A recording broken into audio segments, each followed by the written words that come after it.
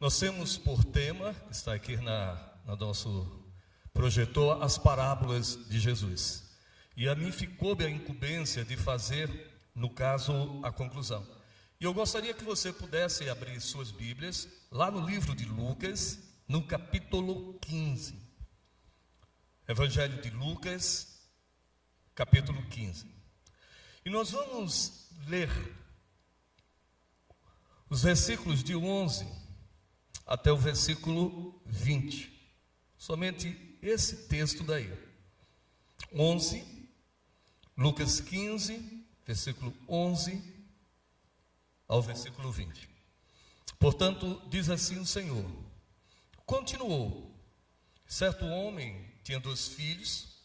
O mais moço deles disse ao pai: Pai, dá-me a parte dos bens que me cabe. E eles lhes repartiu os haveres. Passando não muito dias, o filho mais moço, ajuntando tudo que era seu, partiu para uma terra distante e lá dissipou todos os seus bens, vivendo dissolutamente. Depois de ter consumido tudo, sobreveio àquele país uma grande fome, e ele começou a passar necessidade. Então, ele foi e se agregou a um dos cidadãos daquela terra, e este o mandou para os seus campos a guardar porcos. Ali, desejava ele fartar-se das alfarrobas, que os porcos comiam, mas ninguém lhe dava nada. Então, caindo em si, disse: quantos trabalhadores do meu pai têm pão com fartura, e aqui eu morro de fome. Levantar-me-ei, irei ter com meu pai, e lhe direi: Pai, pequei contra o céu diante de ti, já não sou digno de ser chamado teu filho, trata-me como um dos seus trabalhadores. Queridos, esse texto de Lucas, no capítulo 15, ele retrata uma das muitas parábolas que o evangelista Lucas, ele vai dissertar no decorrer de seu livro. Quando nós passamos assim um pente fino nesse texto, nós observamos que Lucas vai ser, entre os evangelistas, aquele que mais traz as parábolas que foram reveladas, que foram trazidas como instrumento de ensinamento àquele povo de Israel que necessitava dessa palavra, dessa salvação. Mas é interessante também que a gente tenha um pouco uma visão do panorama desse contexto dessa parábola. Nós já estamos praticamente mais da metade do capítulo de Lucas, faltam apenas 9 capítulos para ser concluído. O que podemos dizer então que Jesus já tinha vivenciado a maior parte do seu ministério de 3 anos. E ele estava decidido, por sua vez, a partir em direção a Jerusalém. Ele tinha uma missão, e essa missão ela precisava ser cumprida. E ele tinha feito milagres e mais milagres. E ele tinha despertado a atenção de milhares de pessoas, inclusive fora dos perímetros de Israel. A sua fama, o seu sucesso era notório. E diz a palavra que, além de despertar pessoas que tinham meros interesses em obter um milagre, um bem material ao se aproximar, a questão da alimentação diante de fome, ele também estava atraindo aqueles indivíduos que faziam parte ali dos partidos políticos existentes dentro de Jerusalém, dentro de Israel. E entre esses indivíduos havia um grupo muito radical, que eram chamados fariseus, e seguidos por outros que eram chamados de mestres das leis, que eram os escribas. Aqueles indivíduos não eram atraídos por Jesus por causa da sua fé. Eles não eram atraídos pela palavra de Jesus pela questão do milagre ou para se tornar um seguidor. Não. O que aqueles indivíduos queriam era encontrar uma contradição no mestre. Eles queriam sim denunciá-lo, porque eles sentiam-se invejados diante da fama e dos milagres que Jesus estava a fazer. E diz que em certo momento Jesus ali está pregando e aproximam-se publicanos, que eram cobradores de impostos, altamente odiados pelos israelitas, pelos judeus, porque eram judeus, mas que estavam a serviço de Roma, e a cobrança de imposto era muito dura. E além desses publicanos, haviam pecadores das mais diversas estirpes. E aí vocês podem imaginar o tipo de pecado que cada um daqueles indivíduos cometiam. E eles começaram a se aproximar do mestre. E começam a aproximar-se, e a distância também começa a chegar os fariseus e os mestres da lei. E aí Jesus resolve falar por parábola. Ele começa falando lá no versículo 1, a parábola das ovelhas, né? E da ovelha perdida. E ele termina dizendo que o bom pastor saiu para buscar aquela que tinha se perdido, e termina o texto com uma festa no céu. Depois ele faz a abordagem também da parábola da dracma perdida, de uma moeda. E ele fala que aquela mulher perdeu e ela não deixou de procurar, varreu tudo, encontrou, e termina convidando as suas parceiras, as suas amigas, para um banquete, para uma festa. E a prefiguração, tanto do pastor que sai na busca da ovelha, como da mulher que sai à busca da dracma, ela seria a prefiguração exatamente de Jesus, do Mestre. E agora ele resolve continuar num desafio claro diante dos fariseus. E é quando ele diz, e um homem tinha 2 filhos. Ele começa apresentando o núcleo da sua família. Quando a gente faz uma exegese desse texto, pode observar que você não vai encontrar a figura da mulher. Com certeza, aquele pai deveria ter perdido a mulher, porque só fala no pai e nos 2 filhos. E aí eu queria começar a mensagem terminando com uma informação para que você entenda todo o sentido, todo o significado dessa parábola. É que quando ele fala no pai, ele está na representação, na figuração de Jesus Cristo. Quando ele vai falar justamente do filho mais velho, ele vai estar se referindo aos fariseus e escribas. E quando ele vai fazer a menção ao pródigo, que é o tema da parábola, a parábola do filho pródigo, esse filho pródigo estaria na representatividade exatamente dos publicanos e dos pecadores. O que eu gostaria de trazer para você, igreja, entender, é que, em outras palavras, Jesus estava falando para pessoas que eram como nós. Um dia, todos nós fomos o filho pródigo. E é interessante essa questão do pródigo. A palavra pródigo, o pastor inclusive falou aqui, esses temas não existem na tradução do grego. Não tem a questão, Jesus não falou, olha, eu vou falar do pródigo. Ele não falou isso, ele falou da parábola do jeito que está aqui. Didaticamente, os teólogos subdividem para facilitar a didática do entendimento. Portanto, quando estivermos falando no Pai, você vai entender Jesus. Quando estivermos falando no pródigo, que significa no português, aquele que gasta, o gastador, o esbanjador, ele está se referindo aos publicanos e pecadores. E quando ele estiver falando no filho mais velho, ele vai estar falando dos fariseus. E o tema é muito interessante. E no contexto,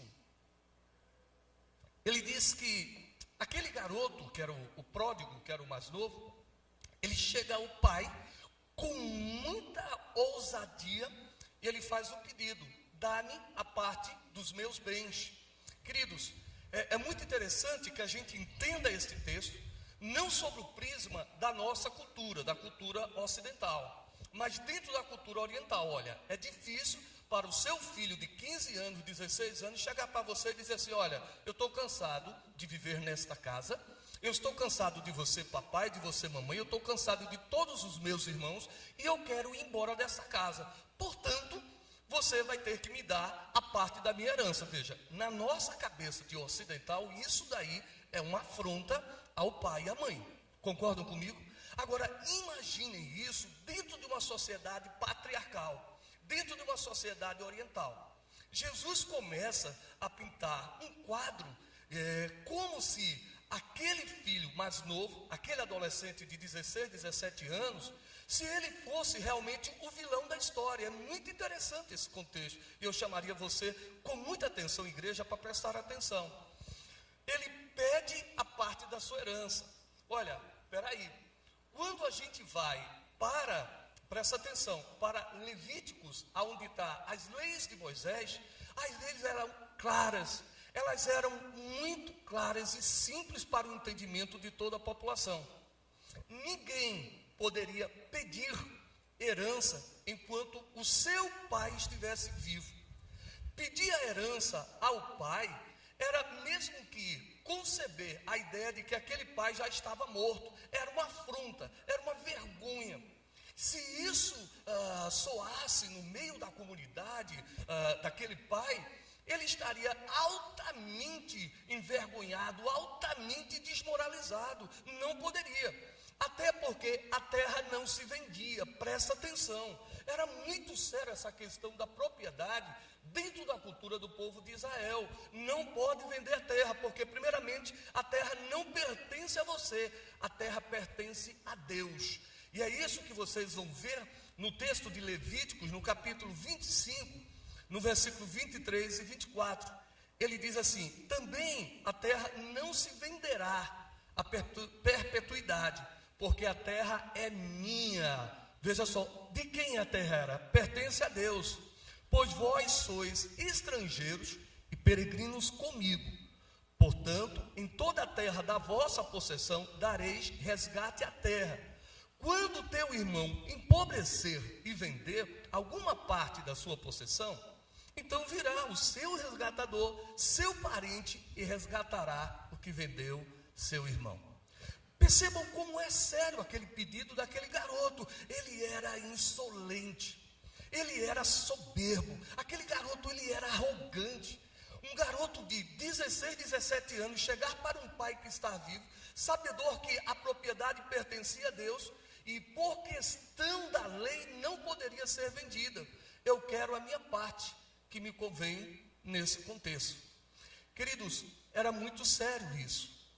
O pai poderia ter parado naquele exato momento e ter dado, talvez, de uma forma mais simples, de corretivo, uma tapa na cara daquele cidadão que ele merecia dentro da cultura oriental. Isso era a coisa mais notória, mas ele não faz. Segundo ponto, vejam como a lei era séria. Ele poderia ser pego pelo pai, levado à porta da cidade, e o pai dizer: este meu filho é rebelde. Você vai encontrar isso em Deuteronômio. E aí, todos os homens da comunidade iriam se reunir e iriam apedrejá-lo até a morte, para que servisse de lição a outros insolentes daquela sociedade. Era muito sério o pedido que ele estava fazendo ao pai. Mas percebam que o pai, ele não toma a sério isso, não leva como uma questão pessoal de desobediência, não bate no filho, não denuncia às autoridades. Simplesmente o filho faz o que ele pede. E sabe, irmãos, a palavra diz aqui no texto, quando a gente faz a exegese, que o pai resolve partir. E aquele garoto, ele estava infringindo um outro direito, que era o direito de primogenitura. Caramba! Todo primogênito, ele tinha direito a 50% a mais de toda herança. Então logo teria que esperar o pai morrer para que pudesse fazer a divisão. E o primogênito seria aquele que faria a abertura, do inventário para poder fazer a divisão. Mas a terra, em hipótese alguma, poderia sair da família daquela comunidade israelita. Mas a palavra do Senhor diz, na questão da herança, e eu pesquisando, fomos ver ali o significado desse termo herança. Ele não existe no hebraico, ele vai para o grego na tradução, para a Septuaginta. E quando traduz a palavra do grego, de herança, a palavra vira bios. A herança significa vida. O que significa dizer que aquele pai estava pegando a herança de toda a sua vida e estava dividido em vida para quem? Para os seus filhos. Se vocês tiverem a necessidade de dar uma lidazinha no texto, vocês vão perceber um detalhe importante. Não só o filho mais novo recebeu a parte que pediu, mas o pai também foi tão bondoso, mas tão bondoso, que ele deu a parte também do filho mais velho. Parece que fica encoberto. Aí vocês verão uma reclamação no final do filho mais velho: ah, você nunca me deu um cabrito para que eu pudesse me alegrar. Mentiroso. Lembra quem é o filho mais velho? São os fariseus, são os escribas. Mentiroso. Ele disse: você nunca me deu um cabrito. Quando ele deu a parte do filho mais novo, ele deu também a parte do filho mais velho. E é interessante, o que mostra a generosidade do pai. O pai era generoso, o pai era bondoso, o pai era amoroso.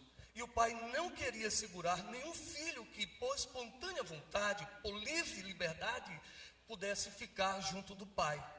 E esse pai é Jesus. Ao pesquisar, me lembrei de antemão daquela passagem lindíssima que todos conhecem. Porque Deus amou o mundo de tal maneira que deu o seu Filho unigênito, para que todo aquele que nele crer não pereça, mas que tenha a vida eterna. O Pai deu o melhor que ele tinha. Ele se deu, ele deu a vida. Toda a vida de todos os seus familiares no passado estava sendo dado naquele momento àquele garoto. E diz que aquele garoto arrebenta, vai embora para uma terra distante. Começa Jesus pintando a fama daquele garoto como um vilão. Era um vilão. Olha, dentro da estrutura, da cabeça de um fariseu, doutor da lei, aqueles indivíduos que aplicavam a lei na expressão da raiz, dentro de uma radicalidade, aquele cara estava condenado à morte. Quando alguém fazia isso, estava mortinho da silva, poderia cavar a sepultura e enterrar. Aquele garoto tinha morrido, mas ele não só morreu, ele também estava matando o seu pai. Ele estava envergonhando o seu pai. Ele estava rejeitando o núcleo da sua família. Ele envergonhou, ele merecia pancada. Mas era o tempo que ia mostrar que aquela liberdade, pseudo-liberdade que ele buscava, na verdade ele estava entrando, era numa prisão sem retorno.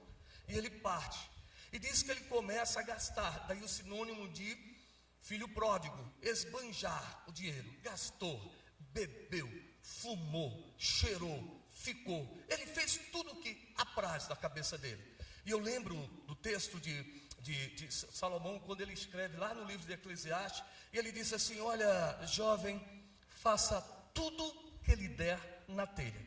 Faça tudo o que der na sua cabeça, mas faça. Quer beber, beba. Quer se prostituir, se prostitua. Mas saiba de uma coisa: um dia todos vocês estarão, todos nós, eu, você, estaremos diante da presença de Deus, prestando conta dos nossos atos. Ele partiu para uma aventura. A palavra diz que ele gastou tudo, mas tudo.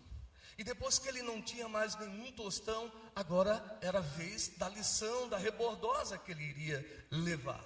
Diz que uma fome se sobressai sobre a terra onde ele estava. E é interessante que quando a gente estuda as Sagradas Escrituras, nós vamos encontrar várias passagens falando de fome. Abraão no início veio com Sara, entrou no Egito por causa de uma fome. Isaac entra também no Egito por causa de outra fome. Vocês se lembram que depois José vai para o Egito e Jacó traz toda a família por causa de uma fome. A presença da fome é uma constante. E a gente observa que até hoje a fome ela impera. Não precisa ir à África. Às vezes a gente passa aqui ao sertão nordestino quando a gente vai fazer missões com o Servir.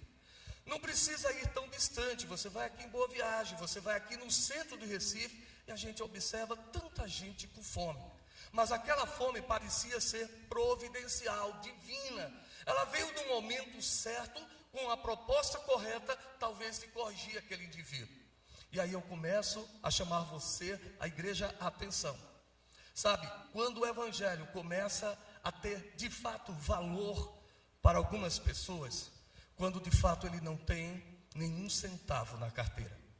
O evangelho começa a ter valor de fato para algumas pessoas quando não tem mais papai, quando não tem mais mamãe, quando não tem mais nenhum amigo, O evangelho passa a ter valor quando ele recorre à última pessoa e aquela pessoa diz a ele um simples não. Quando todas as portas se fecham, é que você tem a percepção de que você está sozinho, e que você está numa arapuca, e que você entrou numa prisão da qual sozinho você não consegue sair. E era Jesus explicitando o papel dele.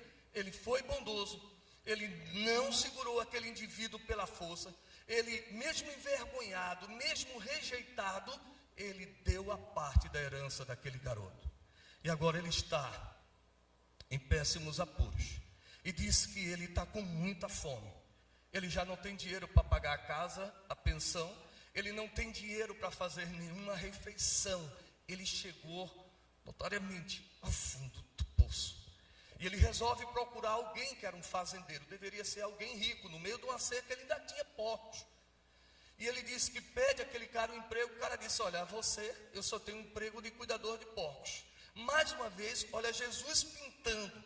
Aquele cara era um exemplo típico de um pecador que não merecia arrependimento nem perdão sob o prisma dos fariseus e dos escribas. Aquele cara estava perdido. E o pai considerado fraco pelos fariseus. Por quê? Porque o pai deveria ter corrigido. O pai deveria ter punido, levado ele à cidade, e não fez. Jesus era bondoso. Jesus era misericordioso. E ele vai, e o cara disse: só tem porco para cuidar. Porco. Judeu não cria porco. Judeu não come porco. E ele vai cuidar de porcos. E quem esteve numa pocilga, pelo menos com uma boa idade, sabe o que é uma pocilga. Obviamente que nós temos aí fazendas especializadas, mas não era assim.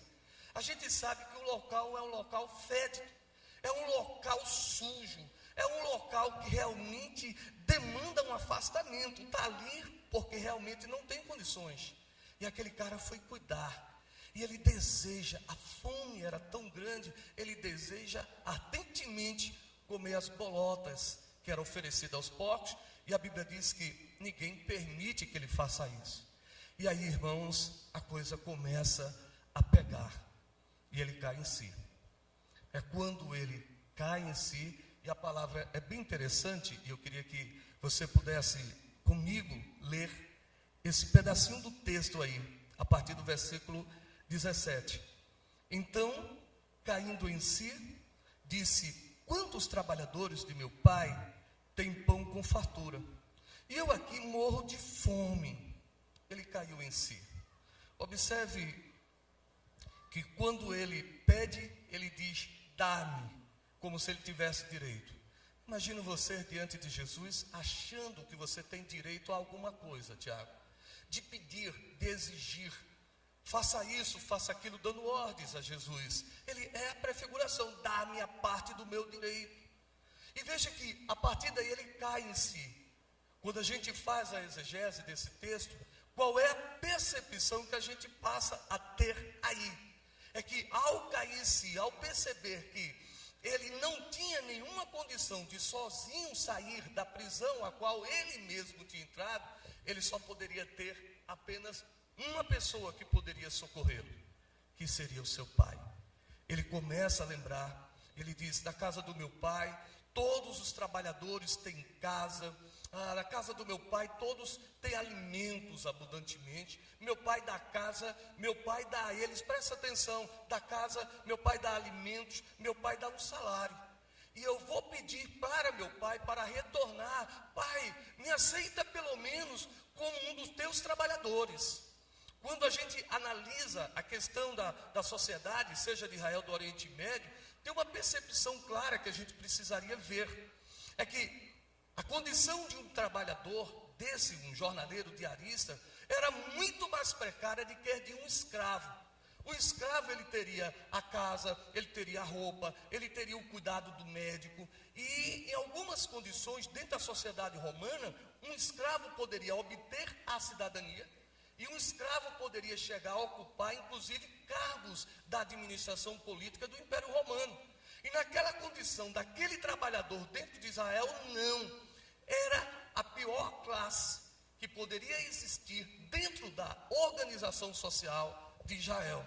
Ele estava pedindo, preste atenção, aquele cara era o filho, ele abandona, ele é insolente, ele afronta, e agora ele está pedindo apenas para ser um quê? Um trabalhador. Trate-me como um trabalhador seu, eu me contento. Isso prefigura que aquele indivíduo tinha chegado a um grau de percepção de perdão. O perdão diferente do arrependimento, diferente do remorso. Quando a gente vai para a Bíblia, lá no Gênesis, e vê Adão e Eva pecando, vocês observam que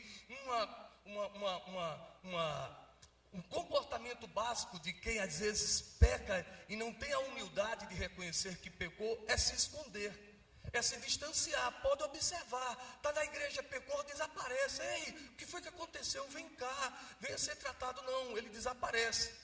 Às vezes a percepção de alguém, de um filho, alguém que quer chutar o pé da barraca, da moralidade, da sua organização de ética, dos seus pactos, das suas alianças, é ir para um país bem distante. Eu vou para distante, lá eu vou fazer tudo o que eu quiser, meu pai não vai saber o que eu estou fazendo, eu vou estar escondido, camuflado. Todo aquele que peca tem uma tendência a se esconder. E é interessante, irmãos, há condições desse pródigo que nós também fazemos. Nós somos orgulhosos, não temos um coração humilde. A gente tem uma tendência também a buscar um plano B. Viram que ele buscou um plano B?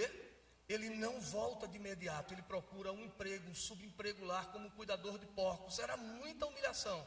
Aí é que ele estava sendo rejeitado. Mas ele volta, ele prepara o discurso. E esse discurso é muito importante. Eu vou voltar para a casa do meu pai. Meu pai lá, eu vou pedir para ser empregado como os demais, ser tratados. E eu vou dizer para ele que eu pequei contra os céus, contra a terra. Ele monta aquele discurso e eu devo imaginar como estava o psique daquele pródigo. Ele estava sujo, ele estava esfarrapado, ele estava magro. Ele estava com os cabelos, os judeus, você sabe que não cortavam o cabelo e as barbas não podiam ser cortadas. Então deveria estar com piolho, ele deveria estar com muita sujeira, ele deveria estar fétido. Quem encostaria perto de um cara daquele que tinha rejeitado a família, digno de morte? Mas ele agora está fazendo o caminho de volta. E aí está a graça maravilhosa de Jesus Cristo. O texto diz que quando ele está se aproximando, e eu posso imaginar pela minha visão, talvez se eu olhar daqui, pela cegueira, pela idade, talvez eu não consiga identificar quem está ali no pé da lagoa. Então ele deveria estar um pouquinho próximo a 500 metros. Mas irmãos, no momento, presta atenção porque isso é uma aplicação para nossas vidas. No momento em que nós reconhecemos que somos pecadores, no momento em que nós temos um coração humilde, buscamos a Deus, a palavra do Senhor diz que aquele que me busca, eu me aproximo dele, não tem como. E quando ele está já pensando, Jesus, o Pai já está perdoando. É muito amor, é muita graça. E diz que quando ele está no campo de visão do Pai, o Pai já está olhando para ele, o Pai já identificou, já sabe quem é. Ali não tem roupa, cabelo que possa camuflar aquele indivíduo que está por trás de toda aquela indumentária. Ele sabe que é o filho perdido que está voltando à casa do pai. E ele vai se aproximando. E quando ele olha, o pai já sai em correria em direção a ele. E os dois vão se encontrando. Eu posso estar imaginando que os risos começavam a ser trocados, os olhos começavam a ser entrelaçados. E quando eles estão bem próximos, o filho começa a ensaiar: pai, eu pequei contra ti e contra o pai. O pai não dá ouvidos àquilo, mas o pai o abraça. Se você pegar o texto, veja, o pai o abraçou, o pai o beijou. Irmãos, Deus nos ama de forma incondicional. Deus nos aceita de forma incondicional. Essa é a prefiguração de Jesus Cristo. Ele abraça, ele beija. É Deus, por intermédio do seu Filho, que faz com que nós possamos recuperar a nossa dignidade como ser humano. De um ser humano que foi formado lá no Jardim do Éden pelo pecado. E que ninguém, no correr do tempo, foi capaz de restabelecer essa dignidade. Somente Deus, por intermédio do seu Filho Jesus. Era a graça maravilhosa. Posso lhe fazer uma pergunta? Eu queria fazer essa pergunta a você. Como é que você receberia seu filho que foi rebelde com você, que desprezou você? Com certeza, como pai ocidental, você diria assim: olha, portão está fechado, cai fora. Talvez a mãe, o ventre da mãe fala maior, a mãe ia chorar. Mas peraí, né? E o pai, aquele cara que quer corrigir, não, ele precisa receber uma lição, não era isso aí? Com certeza você ia dizer: não, tudo bem, você vai pagar até o último tostão. Você me humilhou, seu cabra. Mas observe o que faz o pai quando ele dá, ele não questiona o filho, ele não leva o filho à autoridade, e ele, quando recebe aquele filho de volta, ele também não fala nada. A única coisa que ele fala é para os trabalhadores. Presta atenção, ele diz aos seus trabalhadores: traga o anel, traga as sandálias, traga a roupa, prepare o alimento. Olha, aquele novilho cevado que a gente tem para aquele momento muito especial de casamento ou de uma festa, traga tudo, porque aquele filho que estava morto, lembra? Ele estava morto para a sociedade, ele reviveu. Queridos, eis aí a maior expressão da graça de Deus. Ele não merecia, nós não merecíamos esse tamanho amor, essa tamanha misericórdia. Mas Ele nos abraça, Ele nos beija, Ele nos recupera a dignidade, a nossa decência. E Ele diz que todos ali que não conseguiam conhecer o Filho, porque ele estava muito transfigurado, em sujeira, em cabelo, em barba, um mendigo esfarrapado, ferido, todos passam novamente a conhecer aquela pessoa.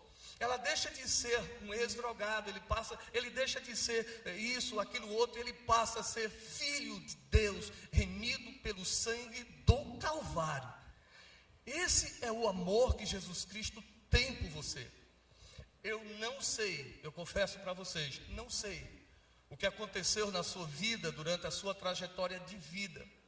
Às vezes nós encontramos pessoas que foram tão magoadas, às vezes dentro da própria comunidade de fé, que esses indivíduos se distanciam de Deus, caminham bem distante.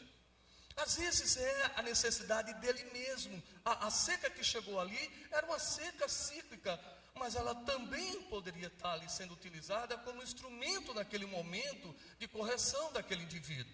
Não que Deus, mas as secas existem, independente. Quando nós estamos preparados, nós passamos pela prova, como diz aquela canção, dando glória a Deus. A gente sabe quem tem crido, estou certo?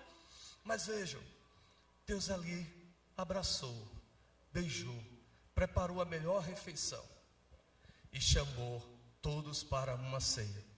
Tudo poderia terminar aqui, e essa é a nossa aplicação de vida. A primeira aplicação de vida, meu querido, minha amiga, escuta, igreja. Deus não chamou você para ser cuidador de porco. Não que cuidador de porco no sentido, você está entendendo a figura de metáfora.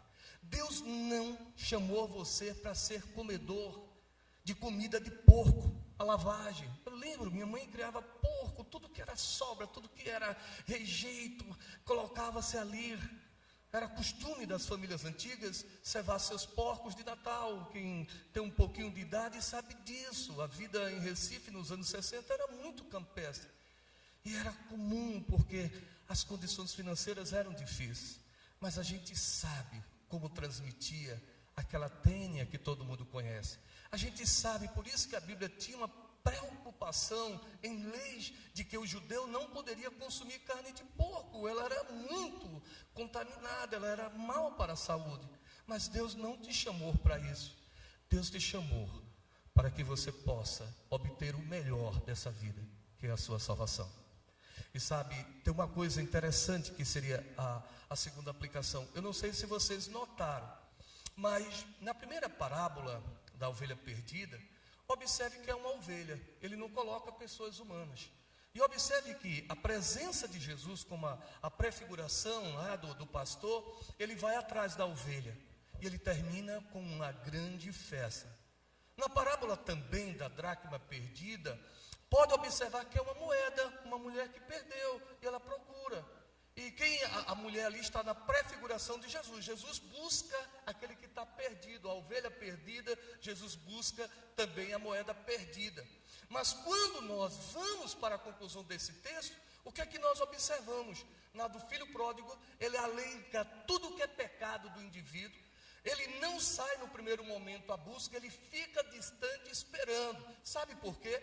Porque você poderia perceber e dizer assim: não, eu vou pecar, mas eu vou pecar de todo jeito, de qualquer maneira, porque sempre o amor dele me alcança. E aí você pode estar completamente enganado. Porque observe que Jesus esperou o quê? Que ele caísse em si. Que ele, no caso, se arrependesse e voltasse. Então, o que é que você precisa fazer? Sim, todos nós, na prefiguração do pródigo, do pecador, todos nós um dia fomos pródigos.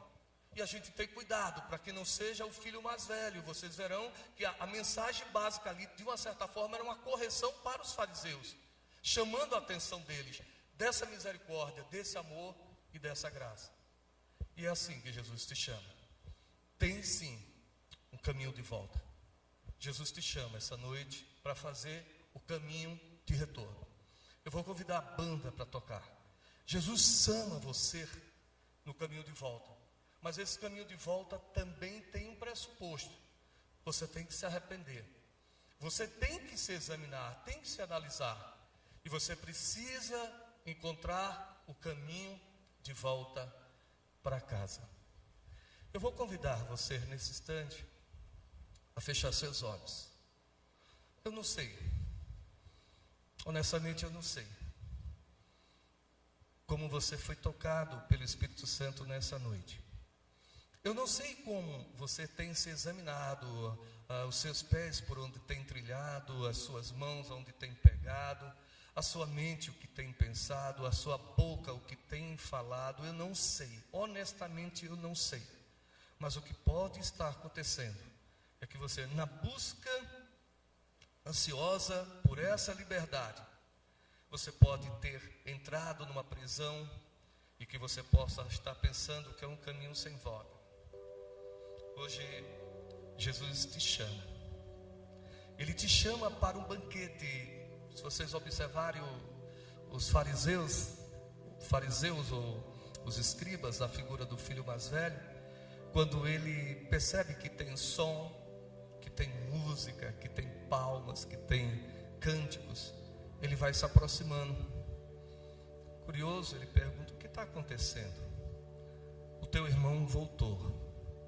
E ele começa a ficar fora, aquela questão toda. E o pai sai, insiste para que ele participe do banquete.